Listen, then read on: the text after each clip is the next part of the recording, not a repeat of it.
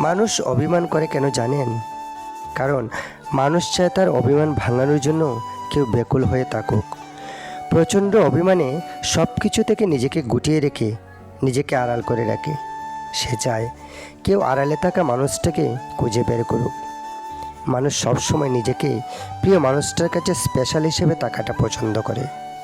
খেয়াল করে দেখবেন, মানুষ যাকে মন থেকে ভালোবাসে তার প্রতিই অভিমান করে। যাকে ভালোই বাসে না তার সাথে অভিমান করার কোনো প্রশ্নই আসে না।